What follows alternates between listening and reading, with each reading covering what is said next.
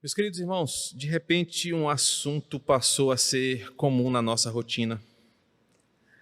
De uma hora para outra, nós começamos a nos preocupar com taxa de ocupação de UTI, eficácia de vacina, medicamentos aprovados pela Anvisa, taxa de óbitos, intubação, toque de recolher, lockdown, qualidade do álcool em gel que usamos, qual é o melhor tipo de máscara para sair de casa. Há mais de um ano que nós vivemos em extrema tensão. Uma tensão sobre se nós viveremos, se morreremos, se seremos contaminados, como será quando nós nos contaminarmos. Temos ouvido histórias de pessoas que morreram, parentes próximos que estão partindo, entes queridos que estão sofrendo, vizinhos, conhecidos, amigos de infância. Estamos rodeados pela morte por todos os lados. E agora parece que ela está cada vez mais perto de nós. Os grupos de WhatsApp, as informações de Facebook, o Instagram, de um tempo para cá se tornou um obituário online. Toda hora nós sabemos de alguém que faleceu ou que está entre a vida e a morte. Os dias têm sido pesados, tensos, nublados, e as nossas emoções e a nossa fé são constantemente bombardeadas por uma dura realidade. A realidade é que a morte bate à nossa porta e nós precisamos recebê-la. Mas como nós devemos recebê-la? Eu te convido a abrir a tua Bíblia em Romanos capítulo 14, versos de 7 a 9. Esta será a unidade que nós vamos explorar esta noite. E deixa a tua Bíblia aberta enquanto eu preparo o terreno para que a gente possa ler esse texto. A nossa geração, ela saiu de uma vida vivida para juntar grana para viajar, planejar passeios, boas férias, tirar boas fotos, conhecer paraísos, para uma vida incerta sobre o preço da gasolina, sobre ir ao supermercado e saber que eu posso comprar o que eu gosto sem que alguém diga o que é essencial ou não para mim, sem saber se eu posso ir trabalhar ou se vai ter trabalho para mim amanhã, sem saber se eu posso visitar meus pais, meus avós, meus sobrinhos, meus netos, sem poder passear para onde eu gosto de ir, sem passear para onde eu quero ir. Estamos incertos sobre atendimento digno em algum hospital, atendimento de qualidade ou alguma possibilidade de cura. Os dias estão carregados de incertezas e medos. Dormimos aflitos e acordamos tensos. Passamos a orar clamando a Deus por mais um dia, um mísero dia a mais na nossa vida. Provavelmente, como a maioria de nós, como eu, por exemplo, você não gosta de falar sobre a morte, não é um assunto confortável. Ninguém combina para sair um sábado à noite para comer uma pizza, tomar um refrigerante, sentar com os amigos e falar sobre a morte. Talvez você não goste sequer de pensar que vai morrer ou saber que a realidade da morte está perto de você. Mas ignorar esse assunto não vai resolver o seu encontro inevitável com a morte. E nem é uma postura sensata ou muito menos cristã. Crentes de verdade precisam dominar o assunto sobre a morte na mesma proporção que dominam o assunto da vida. A morte deve ser um assunto não natural, mas um assunto que nós lidamos com profundidade bíblica. Afinal, a nossa vitória tem a ver com a morte do justo. E afinal, a nossa nova vida é a vitória sobre a morte. E a eternidade que viveremos é um triunfo sobre a própria morte.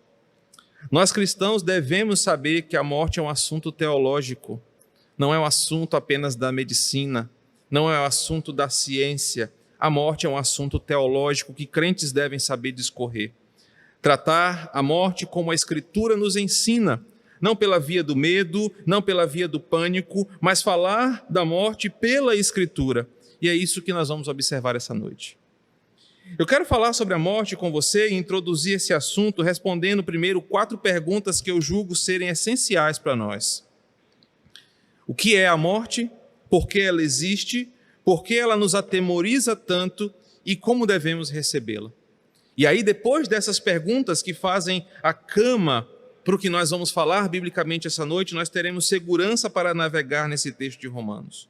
Então, essas 4 perguntas nos ajudam ou nos ajudarão a entender o que a morte representa para o homem. E a primeira pergunta que eu quero responder é: o que é a morte?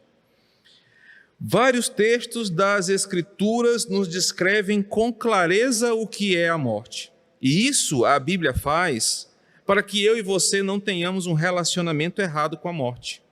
Nós não devemos romantizar a morte como fazem os góticos, como fazem os romancistas do passado.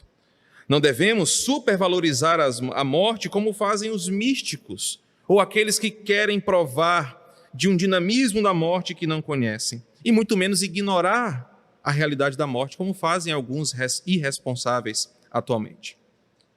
A Bíblia fala sobre a morte porque até mesmo ela, a morte, foi criada por Deus e atende aos seus desígnios divinos. A morte não é um ser místico eterno à parte de Deus, mas a morte foi criada por Deus para cumprir a sua vontade. E a Escritura é muito clara sobre isso. A morte física, espiritual e eterna é uma punição de Deus para a criação por conta do pecado original. A morte é o preço que é pago para que a humanidade lembre da tragédia que aconteceu com os nossos representantes no Éden. Com a queda, tudo passou a deteriorar, a sofrer, a degenerar, a ter um fim, por vezes doloroso e por vezes um fim muito sofrido. A própria Bíblia diz em Romanos 6:23 que o salário do pecado é a morte. Portanto, a morte é uma consequência da decisão do homem pelo pecado. Ela foi sinalizada por Deus como uma prevenção. Deus falou: não pequem, não façam, para que vocês não morram. Mas ainda assim ela foi escolhida pelo homem. E por causa do seu pecado, a morte é um lembrete diário da nossa miséria. Isso está lá em Gênesis 2:17. Como disse o pastor Wayne Grudem certa vez, a morte nos alcança diariamente como resultado de viver em um mundo caído. A morte existe porque o mundo caiu. A morte não é algo natural. A morte física, pela via do sofrimento e da dor, não fazia parte da condição humana original. Ela é algo estranho em um mundo caído e só existe por causa do pecado. Trata-se de um inimigo, um algoz que nos lembra a miséria da nossa condição caída. A morte é uma lembrança para nós, para mim e para você, de que um dia nós caímos em pecado lá no Éden. É a consequência dos nossos atos representados no primeiro casal. Eu preciso reforçar que, como estudante de teologia, eu não acredito que nós seríamos imortais. Deus não nos criou para a imortalidade, e isso não há fundamento bíblico.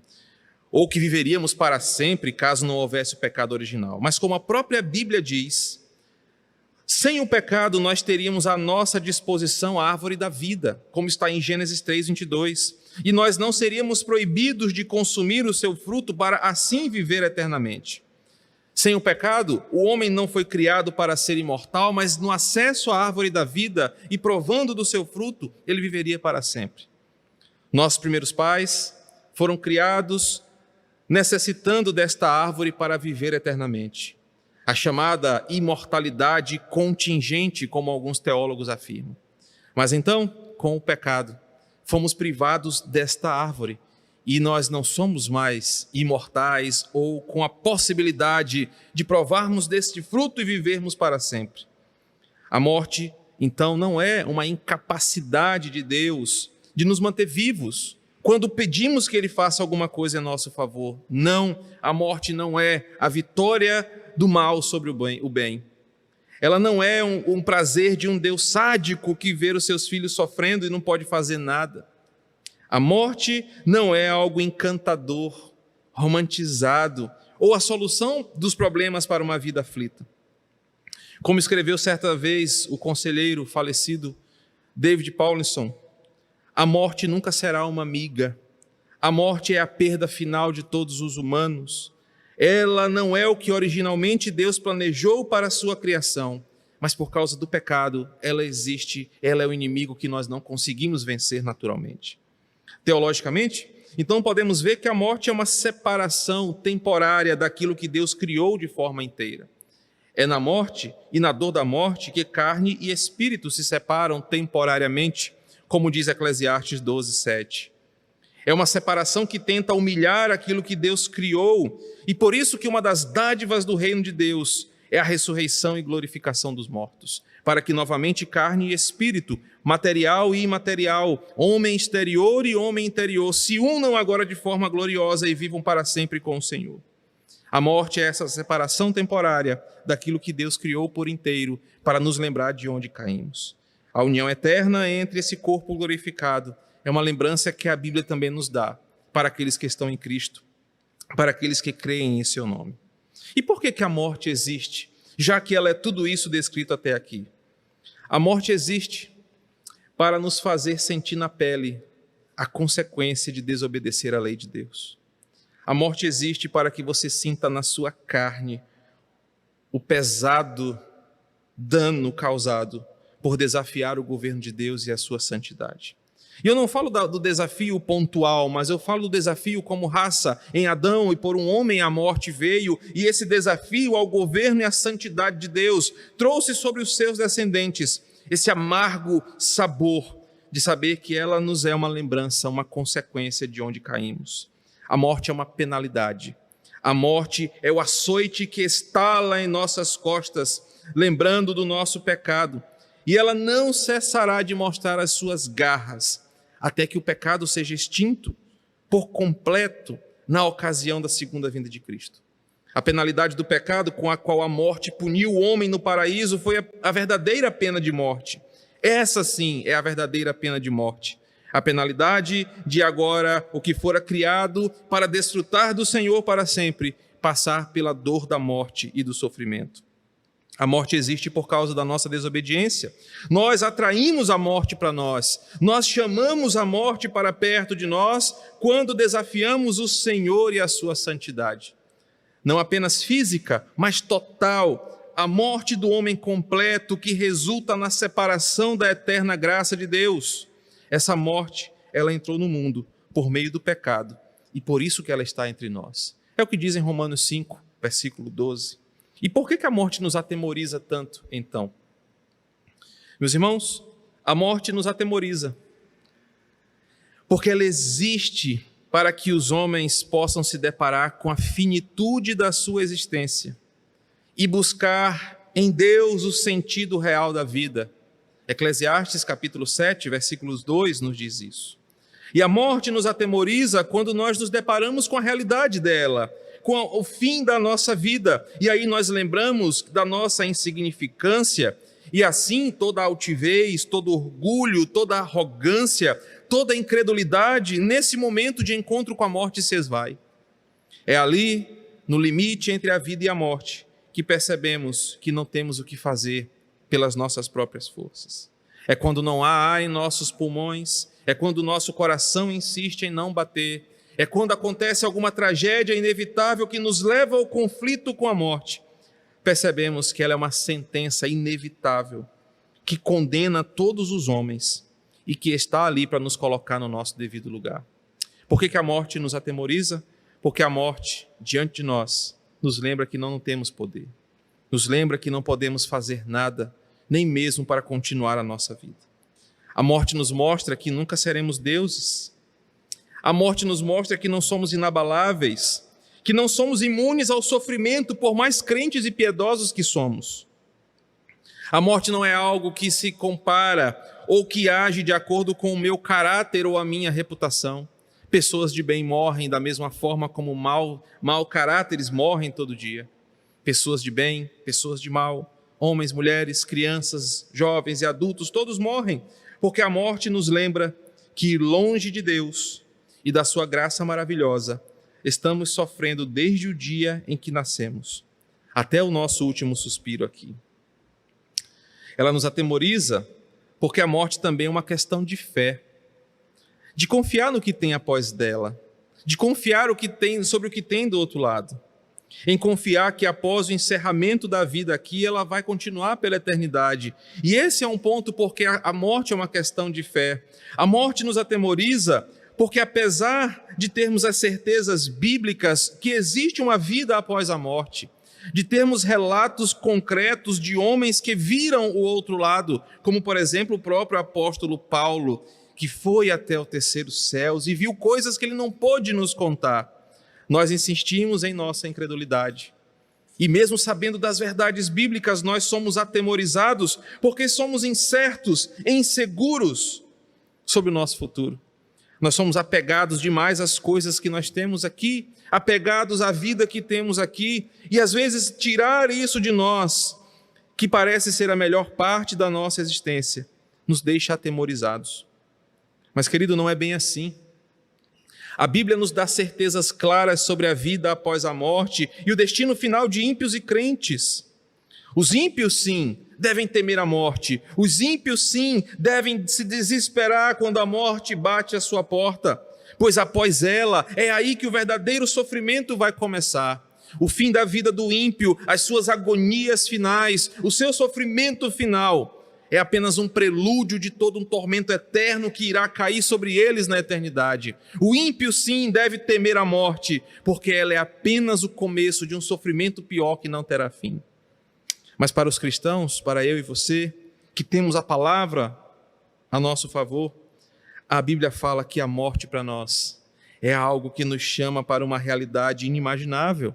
Leia depois em sua Bíblia, Apocalipse 22, versos de 1 a 5, e na descrição que o apóstolo João fala sobre o que espera os crentes após a morte, e ouça coisas do tipo: então me mostrou o rio de água da vida, brilhante como cristal, que sai do trono de Deus e do Cordeiro. No meio da sua praça, de uma e de outra margem do rio, está a árvore da vida. Agora sim, nós, crentes, vamos provar do fruto desta árvore, que produz 12 frutos, e por causa desse fruto que nos é oferecido para desfrutarmos, nós vamos viver eternamente. Nunca mais haverá qualquer maldição. Nela estará o trono de Deus e do Cordeiro. Os seus servos o servirão, contemplarão a sua face, e na sua fronte está o nome dele. Então já não haverá mais noite, nem precisarão eles de luz de candeia, nem de luz do sol, porque o Senhor Deus brilhará sobre eles, e eles reinarão pelos séculos dos séculos. A morte é uma questão de fé, porque nós temos a nosso favor a descrição do que há do outro lado, a descrição do que nos espera, a descrição daquilo que está guardado para nós. Por isso que, apesar dela atemorizar ímpios e crentes, a morte é uma questão de fé sobre a perspectiva que nós temos do que é a nossa vida. Se você acha que a sua vida é aqui, se você acha que a sua melhor existência é essa, você não é diferente de um ímpio, de um incrédulo, que acha que não existe Deus e que não existe o porvir. Mas quando a morte bate à nossa porta, como nós devemos recebê-la? Esse que é o título da mensagem desta noite. Crentes e descrentes têm percepções diferentes diante da morte. Para o descrente, como eu falei, a morte é uma maldição, é uma porta de acesso ao pior estágio da sua existência. Uma porta de acesso único a qual ele não pode voltar e onde começa o seu verdadeiro sofrimento. O descrente, perdido em sua condenação, sabe que a pouca felicidade que ele tem aqui, da sua família, dos seus filhos, maridos, netos, bens, lazeres, tudo isso lhe foi tirado pela morte. E sem isso, o que lhe resta é sofrimento e dor. É o início de um sofrimento que jamais terá fim. É a morte eterna, como Paulo descreve em 2 Coríntios, ou o próprio Apocalipse no capítulo 20. Entretanto, para o crente, a morte é uma lembrança de que a nossa herança pecaminosa herdada pelos nossos primeiros pais, a penalidade pelo pecado de Adão foi ali pago. Mas diferente do descrente, para o cristão a morte também é uma etapa vencida para vivermos a melhor parte da nossa existência, para vivermos aquilo que a Bíblia chama de destino final da igreja. A morte é, para o crente, a separação momentânea do nosso ser integral, quando o nosso corpo está depositado debaixo da terra, ou cremado, ou em qualquer outra circunstância. Mas isso é só por um tempo, porque no dia do ressoar da trombeta, como Paulo conta em Coríntios capítulo 15, a parte final, a terra devolverá os seus mortos, nós subiremos aos ares, e agora de forma integral, viveremos para sempre com o Senhor. A melhor parte da nossa vida vai começar. Os prazeres eternos estarão à nossa disposição, longe de qualquer sofrimento, choro ou dor. É agora, diante da morte e da vitória sobre ela, que crentes reinarão para sempre com o Senhor. Por isso eu concluo que a morte é a mesma como uma realidade física para todos os descendentes de Adão, ímpios e crentes. A morte será essa experiência dolorosa, será essa experiência única, traumática para todos nós, independente de sermos crentes ou não. A morte nunca é doce, a morte nunca é suave, a morte nunca é bela fora dos contos fictícios ou dos romances. Mas a diferença não está no jeito que morremos, a diferença está na vida que vivemos e na forma como entendemos o que nos espera após a morte. Se achamos que não há nada além dessa vida, nós somos os mais miseráveis dos homens, como Paulo já disse. Se não fomos reconciliados com Cristo, o que nos aguarda é ainda pior do que a própria morte.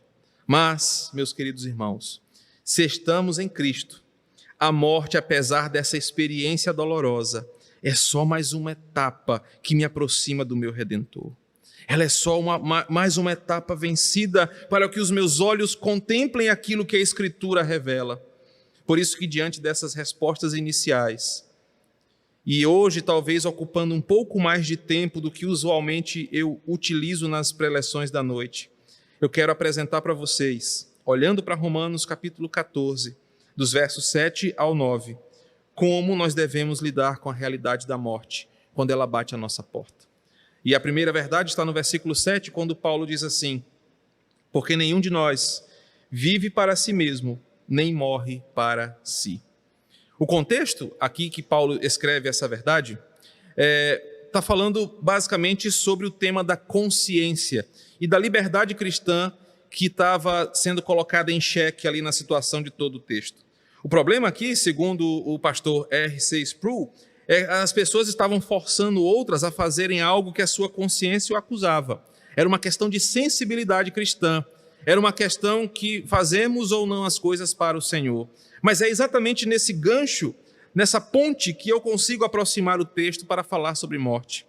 Porque quando eu estendo esse tema apresentado por Paulo para o aspecto da morte do cristão, percebemos que o ponto é o mesmo. Devemos ensinar esse mundo através da nossa vida e compreensão da nossa finitude, de que tudo o que fazemos, quer seja viver, quer seja morrer, deve ser para a glória de Deus. E é por isso que o que devemos pregar e viver é exatamente esse ponto, de que com a consciência que nós não somos donos da nossa vida, nem da nossa morte, quer vivamos, quer morramos, nós vivemos para o Senhor. É isso que Paulo apresenta no versículo, porque ele diz: nenhum de vocês ou nenhum de nós vive para si mesmo, nem morre para si mesmo. Porque em vida, o evangelho é essa renúncia de controle da minha vida. Eu não vivo mais para mim. Eu sou do meu Senhor e Ele me conduz para onde Ele quer. Ele me conduz para onde Ele quer que eu vá e a minha vida está à sua disposição. Enquanto em vida eu renunciei o controle do que eu achava que era a minha vida e disse: Senhor, eu confio no Teu governo. E eu confio no governo de Deus, não apenas nas coisas que Ele manda eu fazer, mas também no tempo da minha existência. Esse governo divino tem total poder para decidir os rumos, para onde eu vou, o que eu farei, mas também quanto tempo de vida eu terei.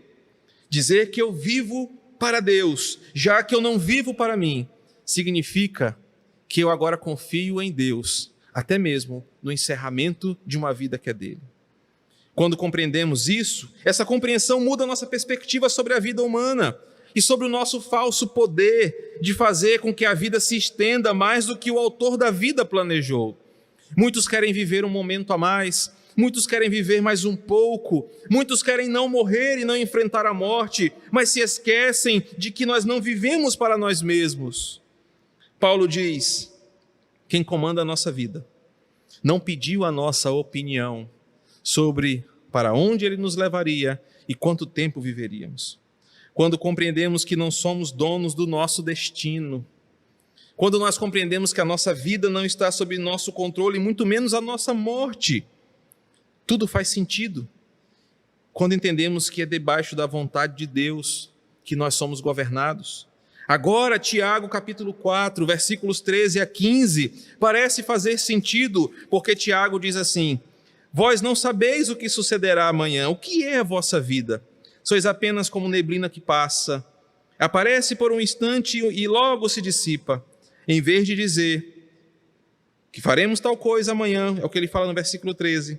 É melhor dizer, se o Senhor quiser, não só viveremos, mas também faremos isso ou aquilo. O versículo 7 nos ensina que nós devemos receber a morte quando ela bater à nossa porta, com essa consciência de que nós não somos donos da nossa vida e muito menos da nossa morte. A nossa morte e a nossa vida estão confiadas nas mãos daquele a quem uma vez nós entregamos não apenas a nossa religião, mas a nossa existência. O segundo ponto está no versículo 8, quando Paulo diz assim: porque se vivemos, para o Senhor vivemos, e se morremos, para o Senhor morreremos, ou morremos. Quem quer, pois, vivamos ou morramos, somos do Senhor. E a segunda forma, o segundo aprendizado de como devemos receber a morte quando ela bate à nossa porta, é tendo a certeza pelo que nós vivemos e em quem nós morremos. Ela é uma consequência do primeiro ponto. O primeiro ponto me leva a perceber que eu não sou o dono da minha vida e nem da minha morte. O segundo ponto é, eu tenho que ter certeza pelo que eu vivo e em quem eu morro. Certa vez eu ouvi uma frase e busquei na minha memória de onde eu ouvi essa frase, se foi uma heresia que o Júnior pregou, se foi alguma coisa que alguém falou num programa, mas a frase era assim: só é verdadeira vida a vida que é vivida com real propósito. Como é uma frase de coaching e não de um teólogo, eu já descartei o Júnior, porque o Júnior é teólogo e não é coaching. Mas eu ouvi essa frase e fiquei, cara, essa frase é uma frase que dá assim, muito ânimo para a gente, né? Vou até repetir: só é verdadeira vida a vida vivida com real propósito. Sabe, se eu fosse aqueles pastores coaching, né, que anda pelo púlpito falando ou está sentado numa cadeira e tudo mais, talvez eu conseguiria tirar de você alguma inspiração. Mas eu optei pelo caminho da fé reformada, por ser fiel à Escritura, e quando eu ouvi essa frase, eu me fiz uma pergunta: mas pelo que eu vivo que vale a pena viver? Pelo que vale a pena estar vivo mesmo? Qualquer resposta que você apresente agora para si mesmo, que não seja, eu vivo para que Cristo seja conhecido através do meu testemunho, será uma resposta pequena, tacanha, mesquinha, não será uma resposta cristã. Só é vida, eu corrijo a frase, a vida vivida para Deus, para a sua glória. Essa é a razão para a tranquilidade do apóstolo Paulo diante da sua iminente execução em 2 Timóteo. Paulo diz que ele viveu, mesmo que uma pouca parcela da sua vida, nem sempre Paulo foi crente, mas ele viveu para Deus, ele viveu em Cristo, no poder do Espírito Santo. Foi quando Paulo entendeu, eu vivo para Deus e por isso vale a pena estar vivo, ou por isso vale a pena viver, é que Paulo pôde dizer com tanta serenidade, antes da espada romana, da gladius romana, decapitar a sua cabeça: eu combati o bom combate, completei a carreira, guardei a fé. Querido, às vezes as pessoas pedem para viver um pouco mais, às vezes as pessoas pedem para viver um pouco, para viver muito, mas a pergunta é, para que você quer viver mais? Para pecar mais? Para trabalhar mais? Para comprar mais coisas? Para gastar mais? Para alimentar os seus caprichos por mais tempo? Para adorar os seus ídolos? Para se afundar nos seus pecados? Para que você quer viver mais? Pelo que você vive? A vida só vale a pena, irmão, se for vivida para o Senhor, se for vivida para a sua glória. E é nessa condição que Paulo diz no versículo 8, olha, se eu vivo é para o Senhor que eu vivo. E em determinados momentos da sua divina providência, Deus quer que a nossa vida seja curta aos nossos olhos, mas suficiente de acordo com os seus escritos. É nessa mesma perspectiva que o mesmo Paulo nos leva a pensar em quem nós morremos. Paulo sabe que a morte do ímpio em sua impiedade é uma tragédia, é um tremendo sofrimento. Mas ele também sabe que em Cristo o morrer é atravessar essa realidade terrena para uma realidade espiritual. Paulo conhece a morte, ele mesmo que foi quase morto por inúmeras vezes. Ele sabe que a vida vivida aqui sem um propósito para Deus é estar morto na sua essência. Mas ele sabe que em Cristo morrer é atravessar, é abandonar o peso de uma humanidade que carrega inúmeras cargas pesadas. e se aliviar desse peso para um palco onde não há mais dor, sofrimento, morte, luto e nada disso. É a mudança para estar com Cristo, o que Paulo diz em Filipenses, que é incomparavelmente melhor. Queridos, eu fico pensando, meu Deus, como é que Paulo pode ter tanta certeza que estar longe dos meus filhos, da minha esposa, dos meus netos, do meu apartamento confortável, da minha casa que eu custei comprar, pode ser melhor? E a resposta está exatamente no que Paulo acreditava e no que Paulo viu. Ele contemplou o Senhor. Ele não falava como quem não conhecia. Ele falava como alguém que viu. E depois que Paulo teve essa visão do céu, das coisas que foram reveladas a ele na carta aos Coríntios, que ele não pôde contar para nós, Paulo ficou em crise. Eu quero estar com Cristo, mas eu quero estar aqui para servir vocês. Mas ele sabe que estar com Cristo é incomparavelmente melhor. E é por isso que nós cristãos devemos ter um olhar diferente sobre a morte, porque sabemos que vamos abandonar coisas que construímos aqui. Talvez você não sinta mais o cheiro da sua esposa, não sinta o abraço dos seus filhos, não desfrute dessas paisagens paradisíacas do mundo que Deus nos deu. Mas, queridos, há algo melhor nos esperando, algo que nem olhos ouviram, nem ouvidos ouviram. E assim como o próprio Cristo disse, certa vez para os seus discípulos, eu sou a ressurreição e a vida, quem crê em mim, ainda que morra, viverá, e todo o que vive e crê em mim não morrerá eternamente. O segundo princípio que Paulo nos ensina aqui é que se nós vivemos para o Evangelho e para a glória de Deus, a nossa vida vale a pena até o último minuto. Mas se nós sabemos em quem estamos, morrer também vale a pena. Morrer também é uma dádiva, porque nós estaremos com a verdadeira vida ao nosso dispor, como diz João no capítulo 11, versos 25 e 26. O verso 9 nos ensina que a morte deve ser recebida por nós cristãos, sabendo que o nosso Cristo é Senhor sobre vivos e mortos. Versículo 9. Foi precisamente para este fim que Cristo morreu e ressurgiu, para ser Senhor tanto de mortos como de vivos.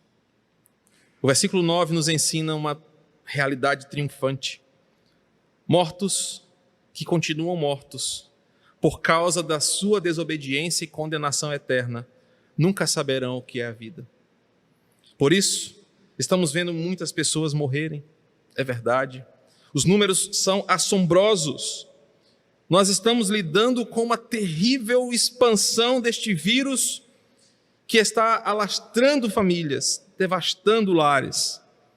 Mas muitas dessas pessoas são mortos que nunca provaram a vida, porque estão em desobediência e condenação eterna. Mas que ainda assim, mesmo mortos, terão que provar coisas ainda piores. Para o ímpio, a morte é pior, porque anuncia o que há de vir pior.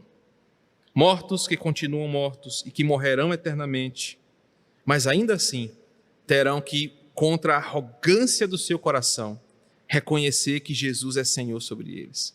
Só que agora não mais para o arrependimento, não mais para a salvação, mas com ranger de dentes de ódio, dizer: Senhor, eu te odeio, mas eu tenho que reconhecer que o Senhor é Senhor sobre tudo. E agora no inferno, lançados eternamente no juízo divino, ainda assim reconhecerão pela dor que Jesus é Senhor sobre mortos.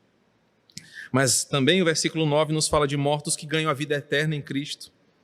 Queridos, e como eu oro constantemente: Senhor, o Senhor já me tirou da morte para a vida uma vez.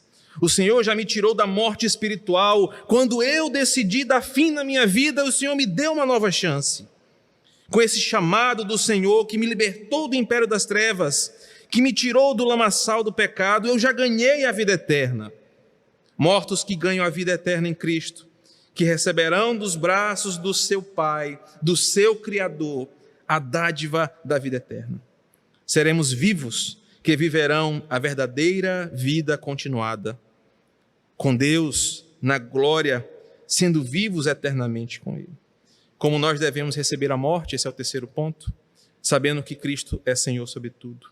E sobre vivos e mortos, Ele será adorado, Ele será reconhecido e Ele cuidará dos que são seus.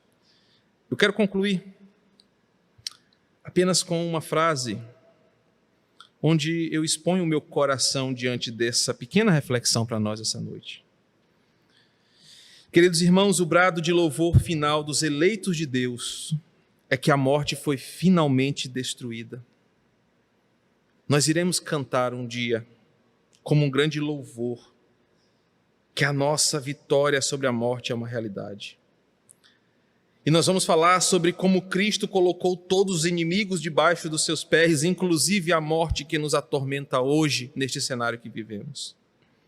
O fim da história para os crentes não termina com um caixão lacrado debaixo da terra, não termina no incinerador ou numa urna que junta as nossas cinzas. O fim da história para o crente termina com um louvor triunfante dos ressurretos, com as suas vestes purificadas pelo Cordeiro, com palmas nas mãos, celebrando o Cordeiro que foi morto, mas que vive eternamente. O fim da história para o crente é ele ressurreto, glorificado, livre de toda dor, por causa da vitória que o Senhor deu a ele. É por isso que nós vamos cantar: tragada foi a morte pela vitória.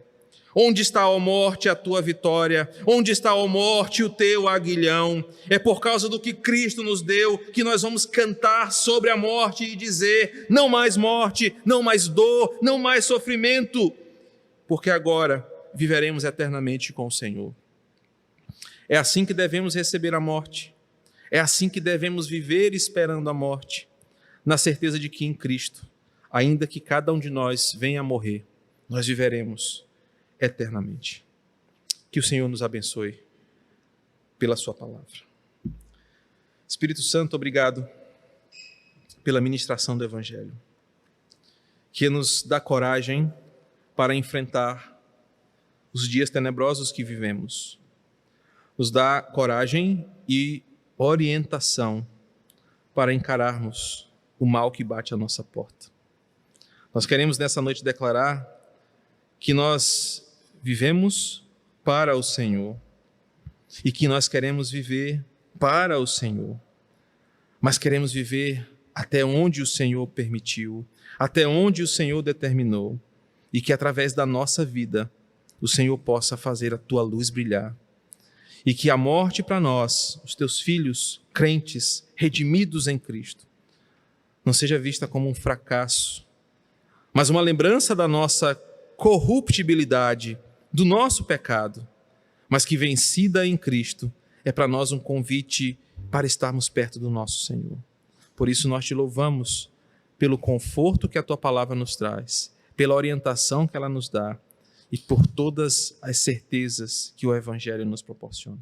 Assim nós oramos em nome de Cristo.